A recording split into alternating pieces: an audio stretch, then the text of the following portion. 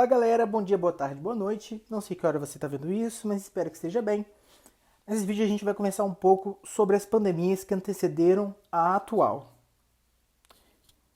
Começando por 1918, a gripe espanhola, que nem é espanhola, mas recebeu esse nome pois causou bastante na Espanha. Naquela época, eles não tinham ideia de que estavam lidando com um vírus.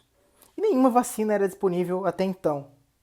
Jenner tinha descoberto o método, o mecanismo de vacina há pouco tempo, pouco explorado. Mas eles estavam lidando com uma gripe.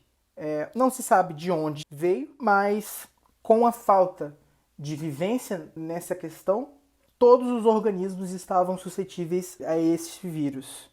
Então, ele foi devastador em todas as faixas etárias. A gente estima que sejam 20 milhões a 100 milhões de mortos, com uma taxa de 111 a 555 mortes a cada 10 mil habitantes. Teve uma percepção de queda no PIB. A Austrália, em 3%, 15% no Canadá, 17% no Reino Unido e 11% nos Estados Unidos.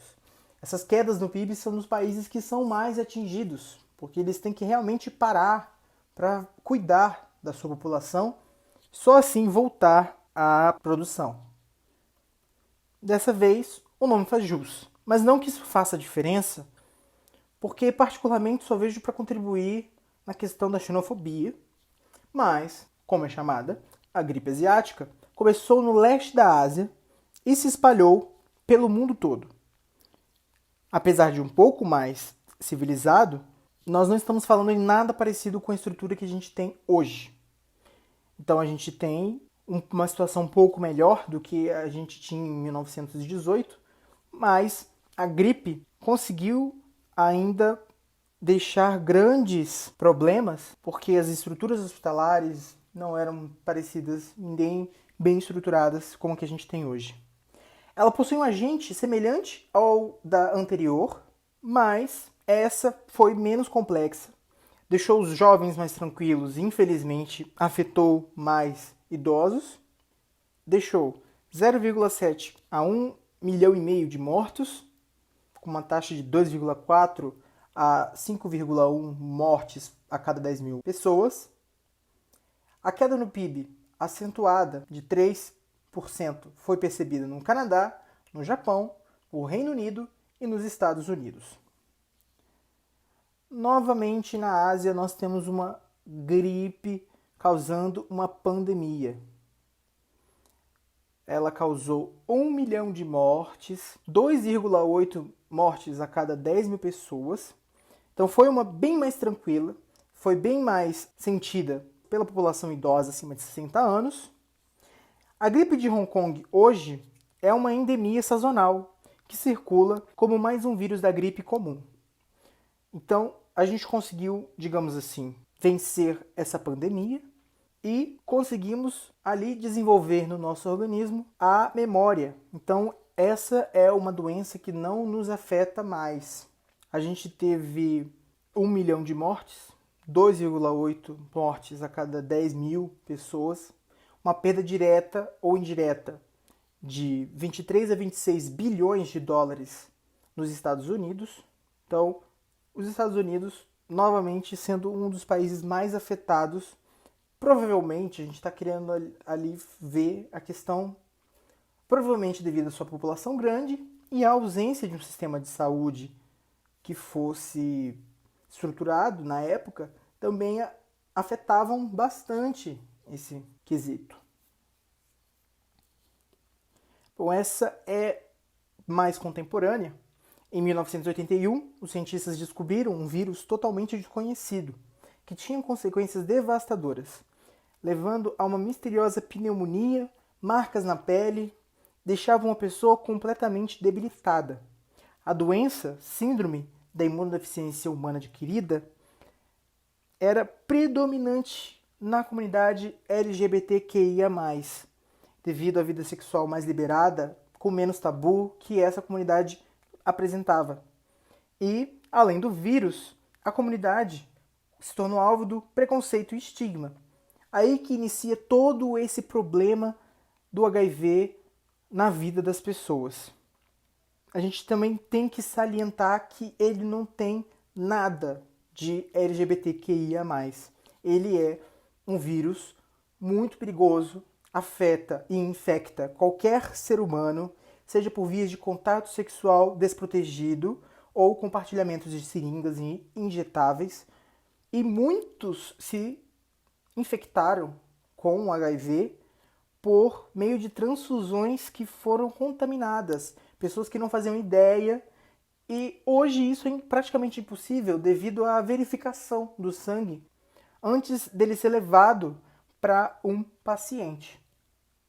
Até hoje, autoridades de saúde não desligaram o alerta do HIV, que apesar de tratável, a cura ainda é desconhecida. E o seu contato deve ser verdadeiramente evitado. Apesar da gente saber que as pessoas levam uma vida normal e que as pessoas que fazem o tratamento correto têm uma vida como outra qualquer e nem menos transmitem o vírus, pois ele se torna indetectável em seu organismo, não é uma coisa divertida, nem legal, nem uma coisa a ser experimentada.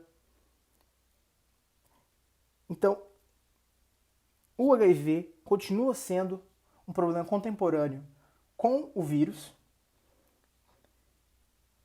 e, mesmo assim, é necessário reforçar que é sempre importante se proteger de todas as formas possíveis, seja em relação à exposição sexual, ou seja a exposição a seringas injetáveis, por exemplo, em estudos de tatuagem, verificar se é um estudo coerente. Então, HIV não é um mito, não é um fantasma, mas também não é uma experiência de vida a ser experienciada, que deve ser experimentada.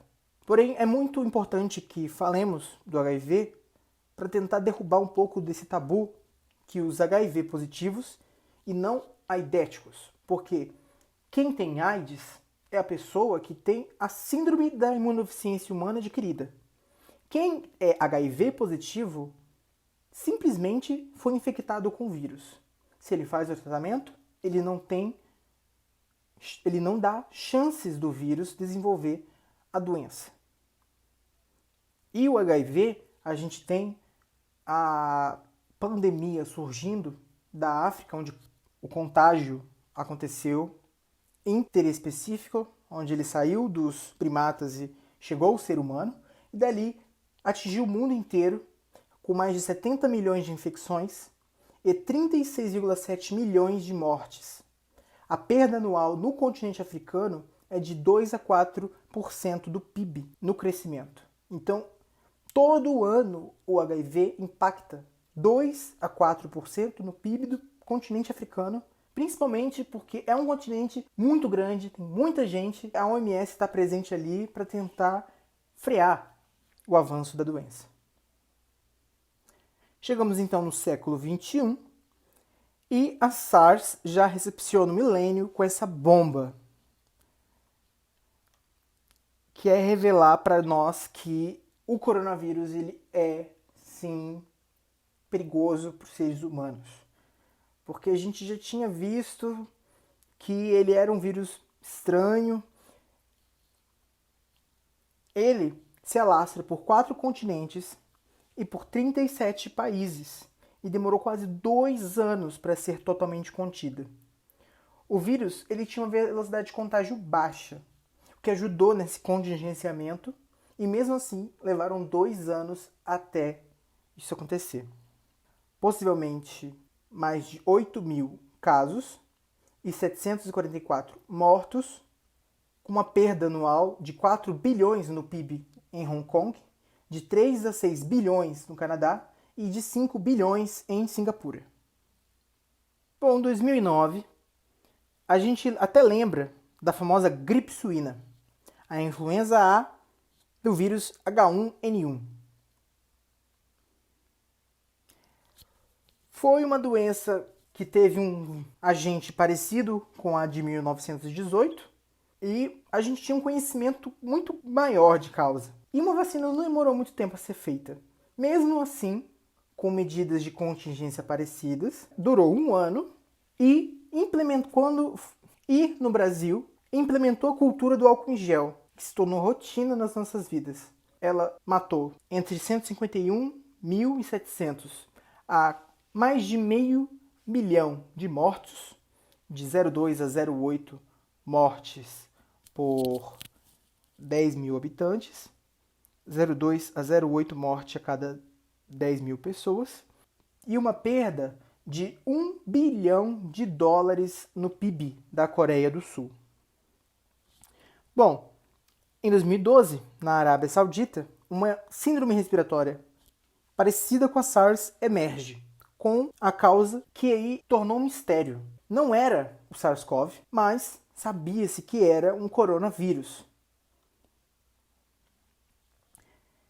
Então, a síndrome que foi denotada para o local onde aconteceu, síndrome respiratória do Oriente Médio, foi bem pior a SARS nesse lugar. Então, o MERS tinha um potencial para o mal bem maior e a localidade proporcionou que ela fosse contingenciada facilmente. O clima também permitiu que isso fosse feito e existe toda uma questão também sobre a importância que o Oriente Médio recebe do mundo, porque existe até hoje uma controvérsia sobre o grande desinteresse que a comunidade internacional teve nessa epidemia, que atingiu 22 países, mas ficou ali no Oriente Médio. A gente teve 1.879 casos sintomáticos e 659 mortes, perda de 2 bilhões do PIB da Coreia do Sul e 14 bilhões em pacotes governamentais de estímulos. Por que eu estou falando aqui da Coreia do Sul? Porque algumas regiões foram atingidas. Na pesquisa que eu utilizei para me basear nessa linha do tempo, eles focaram na Coreia do Sul. Lembrando que a Coreia do Sul foi alvo das últimas pandemias também, bem forte. Essa também é recente, a pandemia do Zika vírus, que começou aqui no Brasil e ameaçou a realização dos Jogos Olímpicos, Rio 2016. Essa pandemia que começou aqui se alastrou pelo mundo. No infectado, ela causava sintomas leves até um quadro grave de doença neurológica chamada de síndrome de Guillain-Barré. Mas a maior preocupação eram as grávidas e os bebês. O Brasil começou a notar um aumento expressivo de microcefalia nos estados do Nordeste e logo se concluiu que o Zika vírus estava nessa. Como o transmissor do vírus é o mesmo que o da dengue, as medidas foram reforçadas e a população chamada a se conscientizar. Então foi uma coisa muito mais fácil de se lidar, já que era algo do cotidiano. Então foi uma questão de aumentar os esforços no que se diz respeito à profilaxia, ao desenvolvimento do Aedes aegypti. Profilaxia é a prevenção de doenças. A gente teve 2.656 casos de microcefalia ou malformações no sistema nervoso, uma perda de 7 a 18 bilhões de dólares na América Latina e Caribe. Fora a questão do turismo, a questão da imagem foi vista, mas a Olimpíada foi um sucesso e o Zika vírus deixou de ser um problema, ainda bem, porque logo em seguida veio o chikungunya, mas o Brasil conseguiu contornar isso, principalmente com a ajuda da população, que é o principal ajudante no combate ao mosquito da dengue. Chegamos então a 2020, com uma notícia estranha na noite de Réveillon.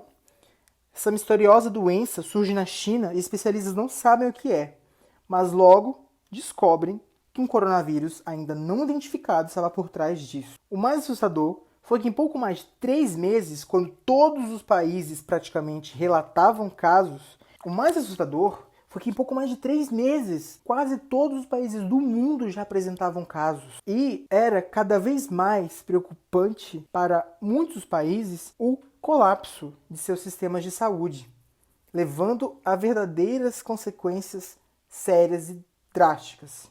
A gente tinha 7.629.227 casos confirmados e 425.330 mortos na noite de 12 de junho de 2020. Até o momento, a previsão de recessão global é dada como certa. E no Brasil, a previsão é de retração de 6% no PIB. Esse aqui é um mapa atualizado e a América do Sul é considerado o epicentro da doença, ou seja, onde se concentram as maiores taxas de avanço atualmente no mundo. Quanto aos dados do Brasil, eu sempre vou usar dados do consórcio de veículos de imprensa formados pelo G1, o Globo, Extra, Estadão, o UOL e Folha de São Paulo, que verificam diariamente com as secretarias de Estado de Saúde os dados de infectados e mortos pela Covid-19 todos os dias. Por que eu digo isso?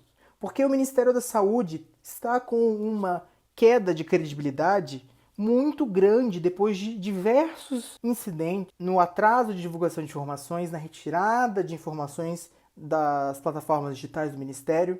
E eu até coloquei aqui uma notícia de site internacional mostrando que realmente o Brasil ficou com uma imagem muito ruim em relação a isso quando ele parou de lançar dados totais do Covid-19 e quando começou-se a questionar se o Brasil tinha aquele número de mortos mesmo. Então é uma atitude muito séria, muito ruim.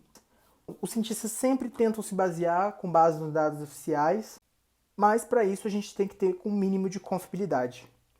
Então esse consórcio de veículos de imprensa, ele possui hoje maior confiabilidade do que o próprio Ministério da Saúde. E segundo ele, com dados consolidados até às 8 horas da manhã de 14 de junho, eram 42.802 mortos pela Covid-19 e 851.321 casos confirmados. Lembrando que a confiabilidade desses veículos de imprensa é alta, então é muito difícil que se verifiquem os dados e que eles não batam. Então, eles são veículos já com renome, que vão até as secretarias dos 26 estados e do Distrito Federal, coletam esses dados e compilam junto com os dados que já foram liberados pelo Ministério da Saúde. Hoje, o Ministério da Saúde é obrigado a liberar esses dados totais devido a uma decisão do Supremo Tribunal Federal de que esses dados têm que ser divulgados. Mas quem já é desconfiado, é difícil dar um voto de confiança tantas vezes, ainda mais tratando de um assunto tão sério.